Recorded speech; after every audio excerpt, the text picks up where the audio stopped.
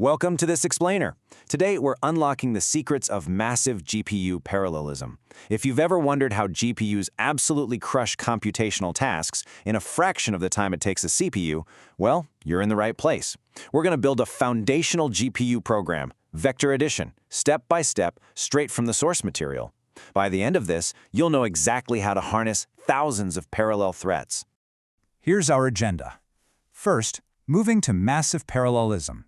Second, blocks, grids, and threads. Third, mastering array indexing math. Fourth, writing the CUDA kernel. And finally, coordinating host and device. Let's dive right in. Section 1. Moving to massive parallelism, the paradigm shift.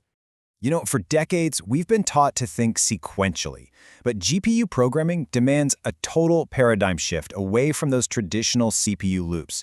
Think about standard serial execution. You've got a typical for loop, right? It just chugs through an array, processing one single element after another. It's a massive bottleneck. But with a parallelization strategy, instead of executing that addition function once inside a loop, we're executing it n times simultaneously, in parallel. Every single element literally gets its own dedicated worker. It's a total game changer. Section 2. Blocks, grids, and threads, defining the hierarchy. Now, before we actually write the code, we really need to understand how the GPU organizes this massive swarm of tasks. You can't just throw 10,000 threads at a processor and hope for the best, right? It needs structure. So the GPU groups these threads. A parallel invocation of our addition function is bundled into what we call a block. And the entire collection of these blocks working on our problem, that's called a grid. Keep in mind, each of these individual blocks can figure out exactly where it is in the grand scheme of things using a built-in hardware variable called blockIDX.x. Section 3. Master array indexing math, finding the data. Okay, let's tackle what is probably the biggest hurdle for beginners. With all these threads firing off at exactly the same time, how on earth do we figure out which thread works on which specific piece of data? Since we aren't using a simple sequential for loop that just counts up from 0 anymore, we have to manually assign the work.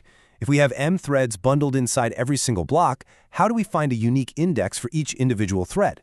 Well, we have to calculate a unique global index combining both the block's coordinate and the thread's local coordinate. And here is the absolutely crucial formula to do just that.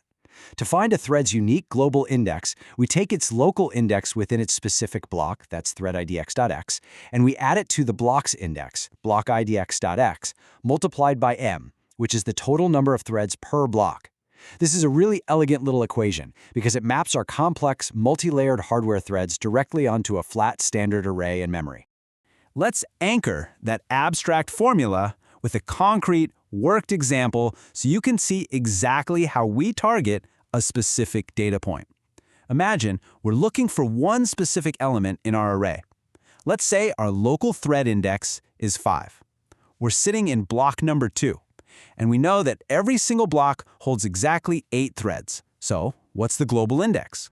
Using our formula, it's simply 5 plus 2 times 8, which equals 21. Think about it. The two previous blocks processed 16 elements in total, meaning block 2 starts right at index 16. We add our local thread index of 5, and boom, we land perfectly on 21.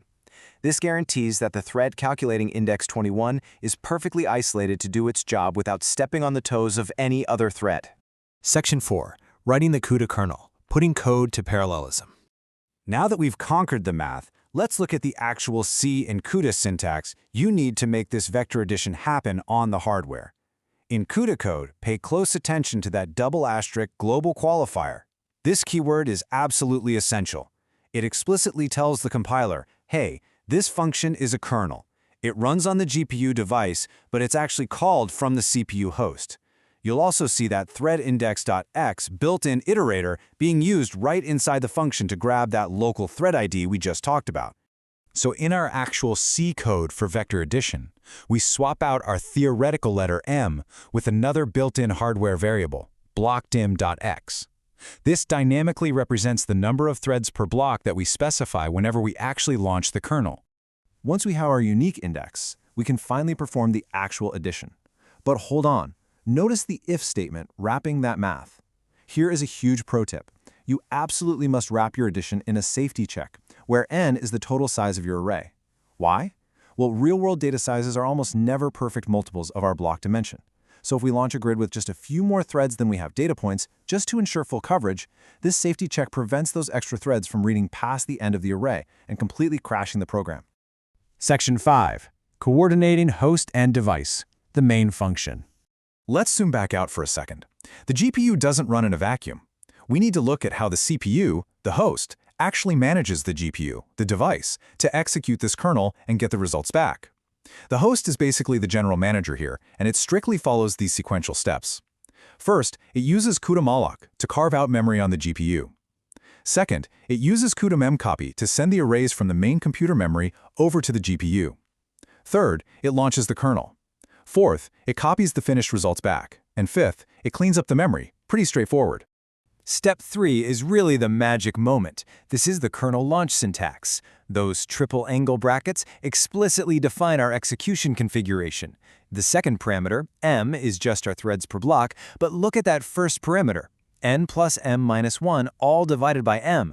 That's a brilliant little trick to dynamically calculate the exact number of blocks needed to cover an arbitrary vector size, basically forcing it to round up to the nearest whole block. Now, understanding the timing of this coordination is super important.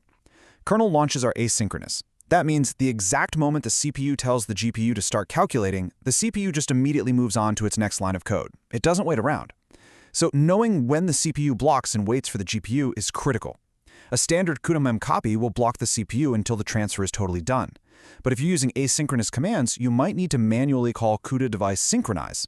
This explicitly forces the CPU to stop, chill out, and wait until all those parallel GPU threads are actually finished before it tries to read any results. And honestly, here's the best part. The foundation we just built, it's not limited to C. You can apply these exact CUDA concepts directly in Python. Using just-in-time compilation, tools like Numba let you just write a Python function, slap a CUDA.jit decorator on it, and the library handles compiling it for the GPU. Cuppy lets you do this with familiar NumPy-style arrays, and PyCoda gives you fine-grained control over the whole process. And they all use the exact same grid, block, and thread math we just mastered. So, you now understand the core mechanics of how a GPU takes a simple, boring loop and explodes it into thousands of simultaneous operations. You know how threads find their specific data, and how the host orchestrates the device. The only question left is, now that you've mastered the underlying engine of GPU array indexing, how are you going to harness this massive parallelism in your next project? Thanks for tuning in to this explainer, and keep innovating.